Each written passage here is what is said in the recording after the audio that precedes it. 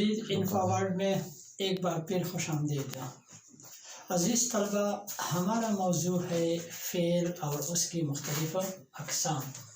تو آج ہم پڑھیں گے فاعل کے لحاظ سے فعل کی کتنی قسمیں ہیں۔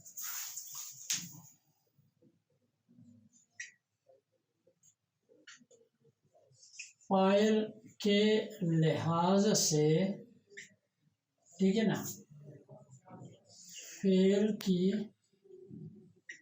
کتنی قسمیں ہیں، ٹھیک ہے نا۔ تو فاعل کے لحاظ سے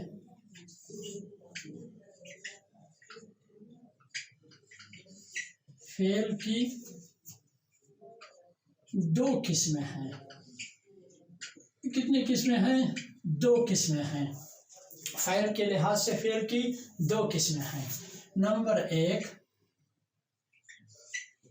فعل معروف، فعل معروف۔ نمبر دو، فعل مجہول، ٹھیک ہے نا۔ فاعل کے لحاظ سے فعل کی دو قسمیں ہیں ہمارے پاس۔ نمبر ایک فعل معروف، نمبر دو فعل مجہول۔ تو دیکھیں فعل معروف، فعل معروف، معروف کے معنی ہے مشہور، ٹھیک ہے نا۔ فعل معروف کسے کہتے ہیں؟ فعل معروف کسے کہتے ہیں؟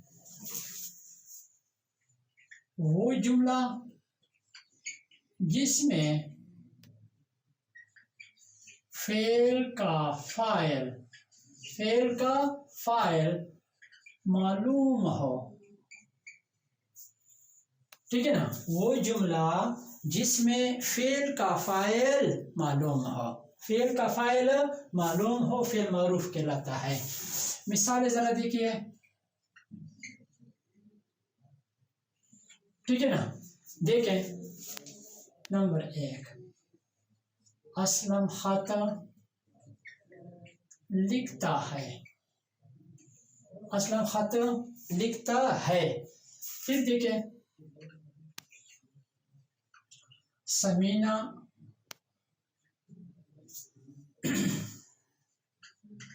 کپڑے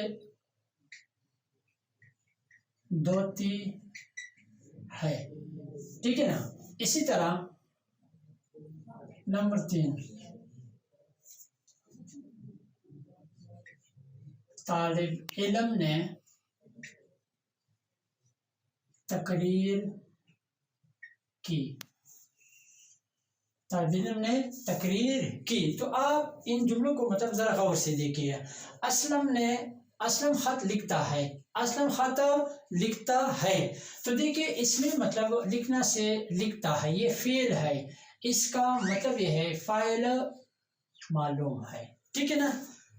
لکھتا جو ہے یہ فعل ہے، لیکن اس کے ساتھ ساتھ اس کا فاعل ہمیں معلوم ہے۔ ہم نے آپ کو بتا دیا کہ وہ جملہ جس میں مطلب یہ فعل کا فاعل معلوم ہو، واضح طور پر دکھایا گیا ہو۔ اسی طرح سمینہ کپڑے دھوتی ہے، دھوتی کیا ہے؟ یہ فعل ہے، کیا ہے؟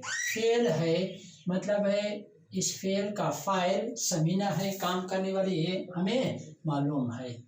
یہ فعل ہے اور یہ فعل ہے، فاعل ہے یہ، ٹھیک ہے نا۔ اور اسی طرح اسلم بھی مطلب فاعل ہے۔ اس مثال کو ذرا دیکھیے، طالب علم نے تقریر کی، تو دیکھیں کرنا سے کیا، کی، ٹھیک ہے نا، یہ فعل ہے۔ اور مطلب اس کام کے کرنے والا کون ہے؟ طالب علم ہے، طالب علم ہے، یہ ہمارے پاس کیا ہے؟ مطلب فاعل ہے۔ تو یہ ہو گئی فعل معروف کی مثالیں۔ فعل معروف کی مثالیں، وہ جملہ اصل میں ہے یہ جملے، ٹھیک ہے نا، جس میں فعل کا فاعل معلوم ہو۔ اس کے بعد ہے فعل مجہول، فعل مجہول، ٹھیک ہے نا۔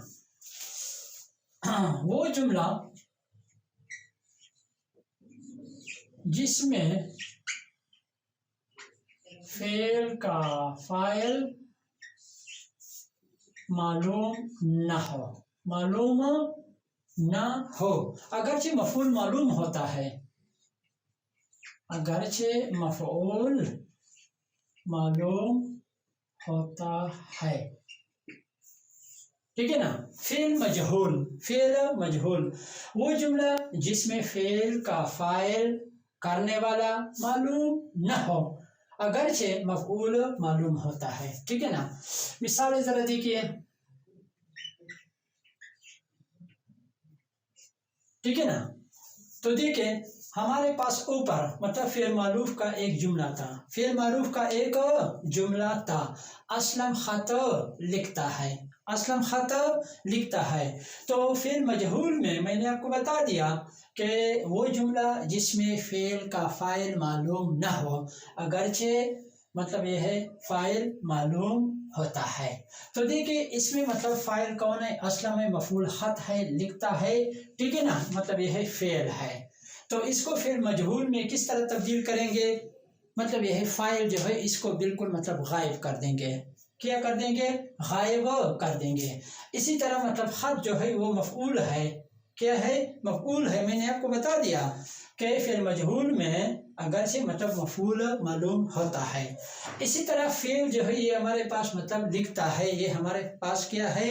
فعل ہے، ٹھیک ہے نا۔ تو فعل معروف کو فعل مجہول میں تبدیل کرتے وقت دیکھیں مطلب یہ فعل کی مطلب کیا ہے؟ مطلب تین حالتیں ہوتی ہے، حال، ماضی، ماضی بعید، حال، ماضی، ماضی بعید، ٹھیک ہے نا۔ تو مطلب یہ ہے مطلب لکھتا، مطلب یہ ہے لکھتا، لکھا، لکھا ہے، لکھا گیا ہے، ٹھیک ہے نا۔ تو اس طرح ہوگا خط لکھا گیا ہے، خط لکھا گیا ہے، ٹھیک ہے نا۔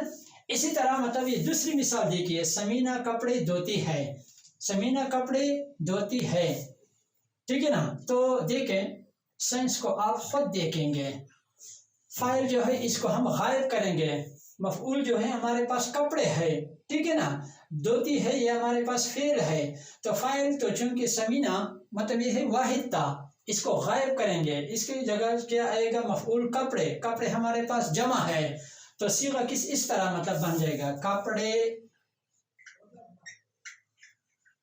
دھوئے گئے ہیں، ٹھیک ہے نا۔ مطلب یہ کپڑے جو ہیں ہمارے پاس یہ مفعول ہو گیا، ٹھیک ہے نا، یہ جمع ہے تو یہ کیا بن گیا؟ مطلب دھوئے گئے ہیں، دھوئے گئے ہیں، کپڑے دھوئے گئے ہیں۔